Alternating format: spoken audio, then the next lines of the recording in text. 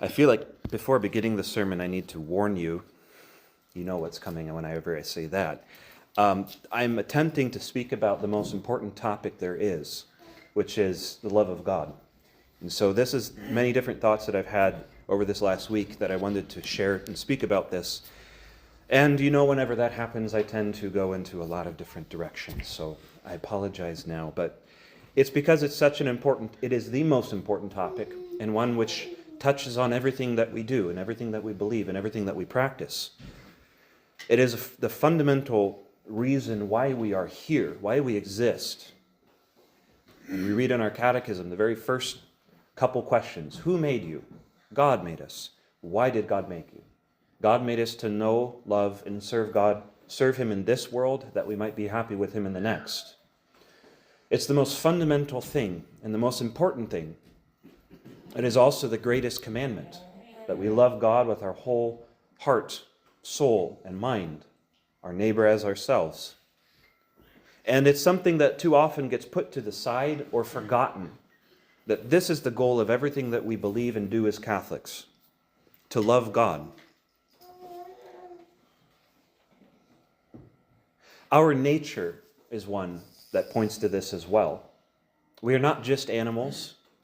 We have a spiritual soul, a rational soul, with an intellect and a will, and they have a purpose.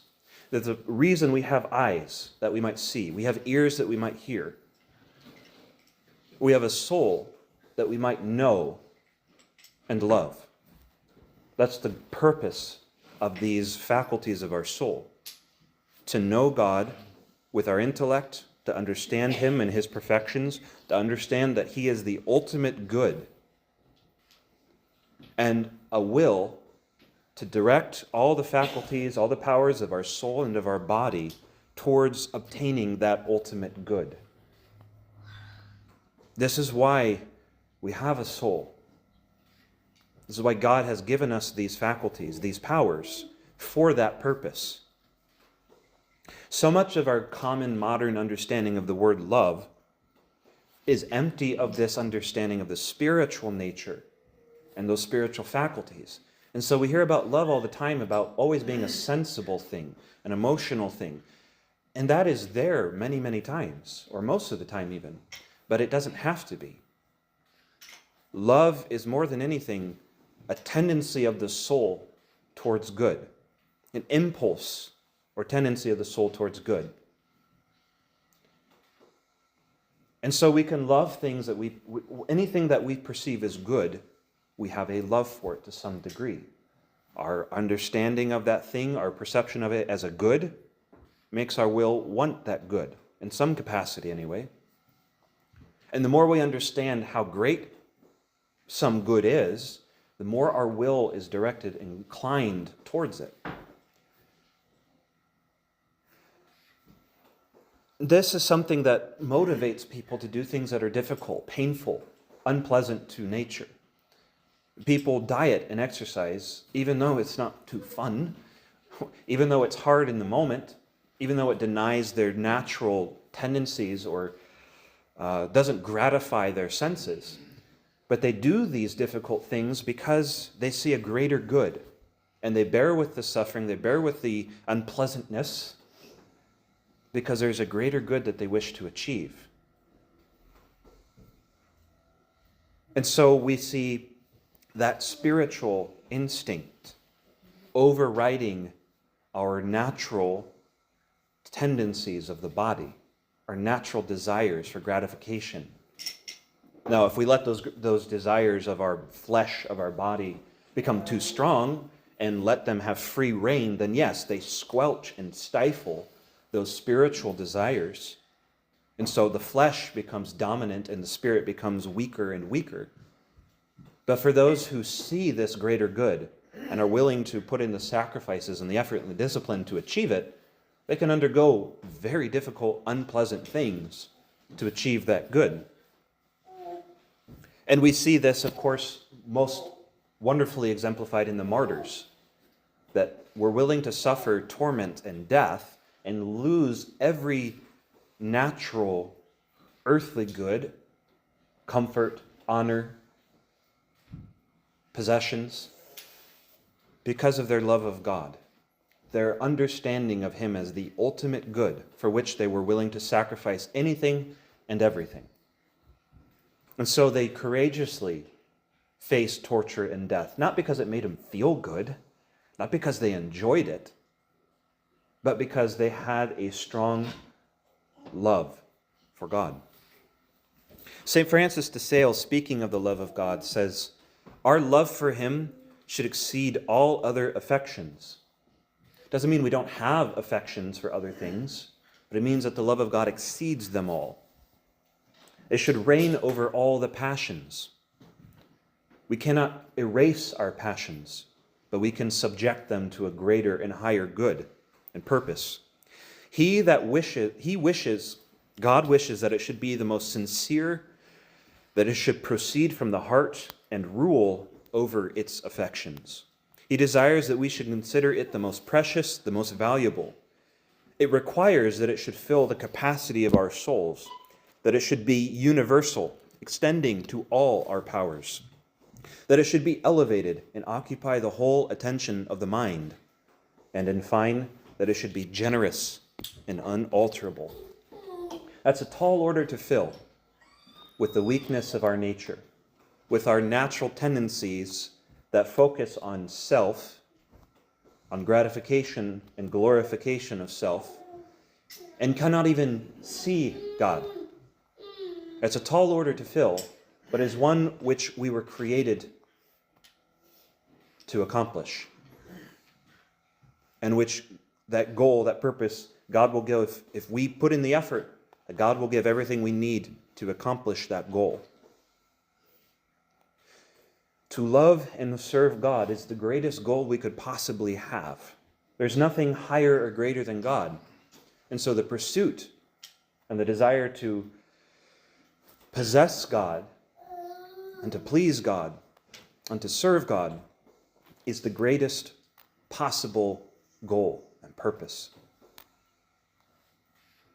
To serve ourselves, to put ourselves as the goal, as the end,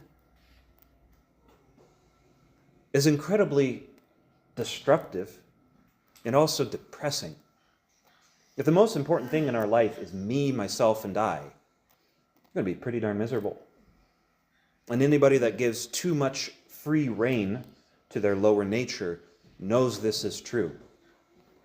Anyone that puts aside their self-love and seeks to love and serve God above all things understands how happy we can be in life, even while denying ourselves all the things we in the moment want. It's an incredible paradox. And again, shows the spiritual side of our nature. This is such a great part of the reason why there's so much unhappiness in our world today, so much misery and anguish and suffering. Because people have forgotten God or willfully put him aside, and in seeking to set up themselves and seeking to set man in God's place, they find only misery and more problems. And they find themselves then to be slaves to themselves and not free as God wishes us to be.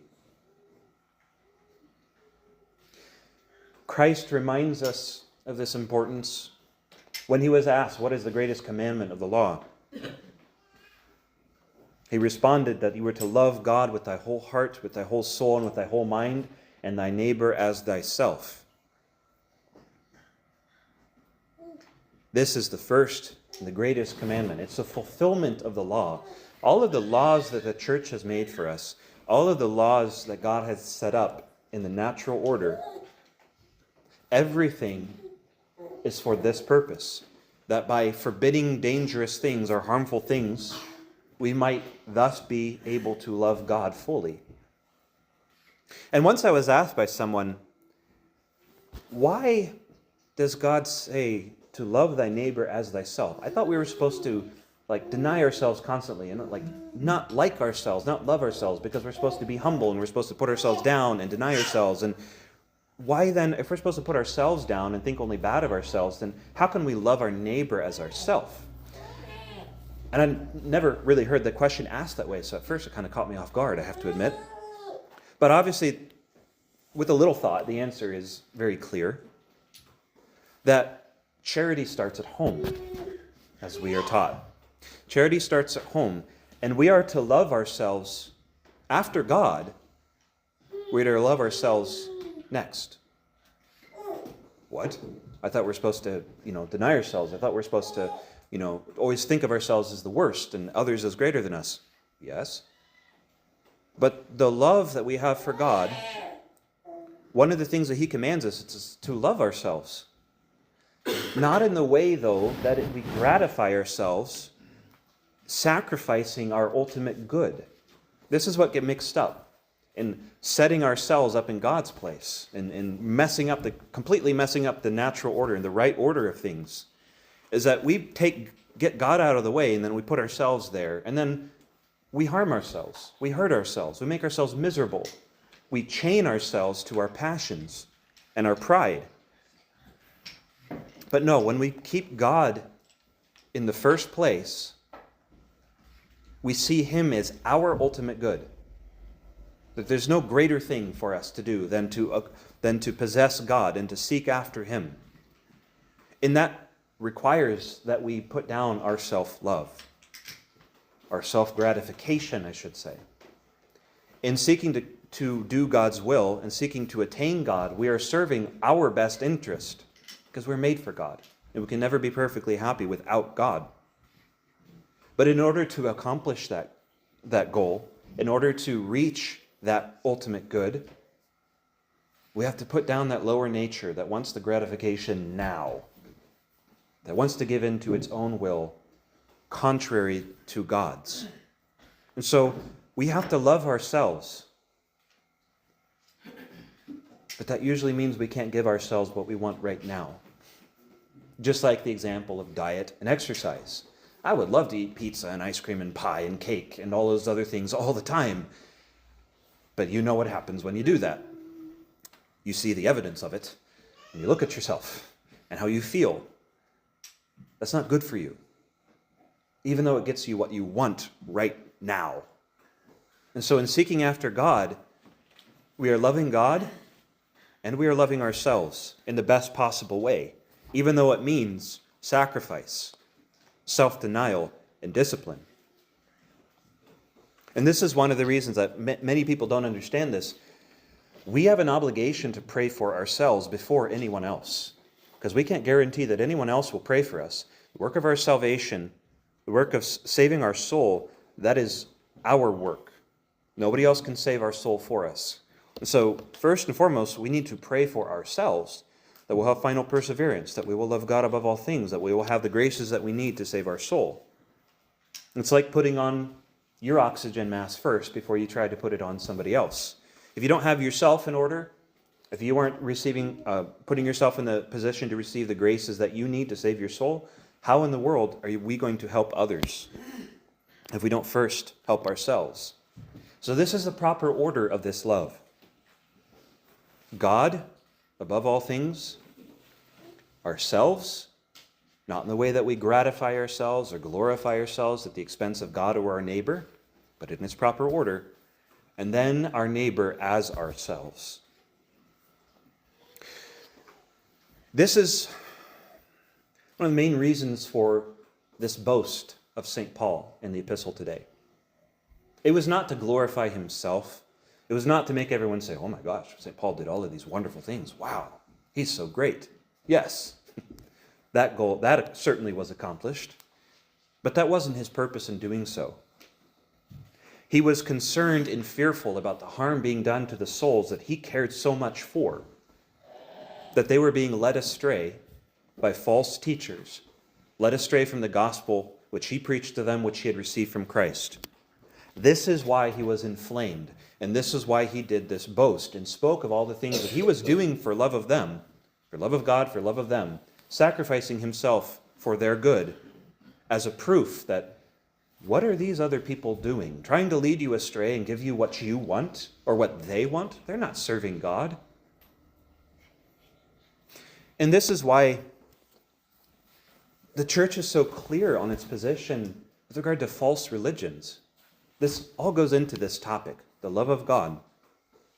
love of truth and goodness, and attaining our end, which is to be with God. Because false religions lead souls away from God. It doesn't mean that we hate or dislike the people in different religions. No. We are concerned, we want every soul to be with God. And there's only one religion which has been revealed by God, established by Christ.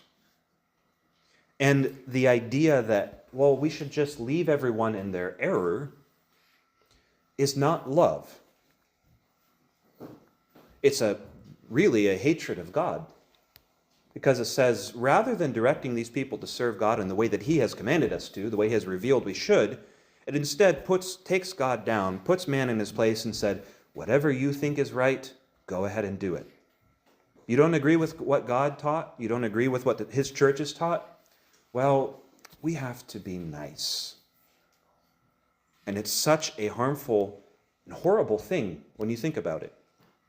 It's like giving a child, a little toddler that doesn't have self-control and doesn't know the harm it's putting himself in. It's like giving him a knife and say, run around with it.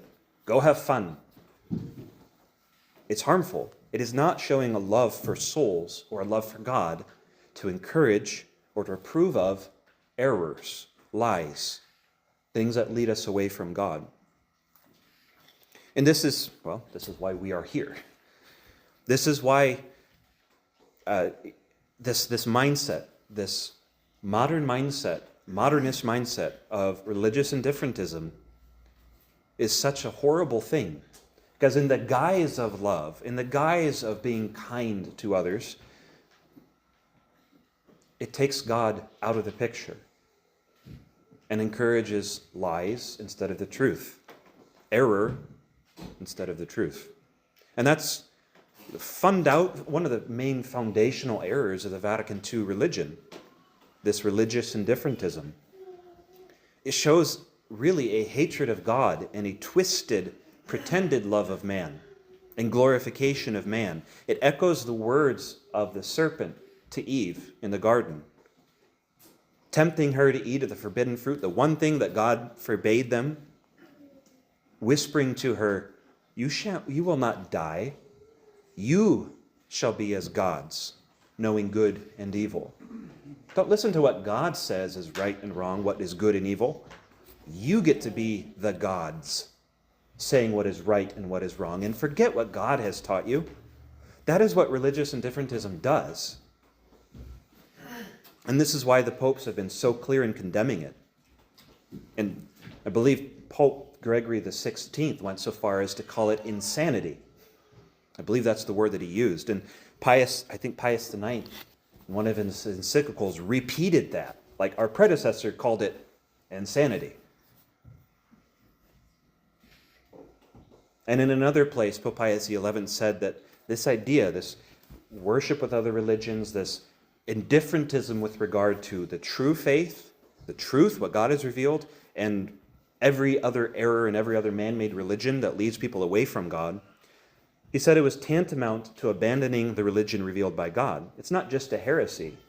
It's worse. It's called apostasy, abandoning the religion revealed by God. And he said that ultimately it just leads to atheism. Because if all religions are true, none of them are true. If every path leads to God, then God is a liar, a deceiver, and no religion is of any purpose. And in contrast to this, we have the consistent teaching of the church, sacred scripture, the word of God, the example and testimony of history, the church, etc. God is truth. Christ said this himself, I am the way, the truth, and the life. So we love the truth, even if it is hard or painful to our nature. We hate lies, we hate errors, because they lead us away from God and do not come from God. They come from the father of lies. And this is why we love the truth, we love the Catholic faith, and wish to be faithful to it. Doesn't mean we go in with a wrecking ball, a bowl in a china shop to people that don't understand these things and try to, smash our truth or prove ourselves right. That's not what it's about. It's about following God, following his church. So yes, we have to exercise prudence practice the virtue of prudence when speaking with others that do not have the true faith, to help them, not to prove ourselves right or better, but to help them towards the truth. We really need to pray and exercise that virtue of prudence in doing so, lest we lead them away from God through vanity or pride or some other things. So, I did warn you. I get into a lot of things here. But this is why we're embarking on this season of Lent, season of penance. We should be determined to unlock a deeper knowledge of ourselves, a true knowledge of self. See the other inordinate attachments to our self-love or to sin, things that keep us away from loving and serving God as we could. How much does our self-love interfere with our spiritual growth, with achieving our end, which is to love and serve God?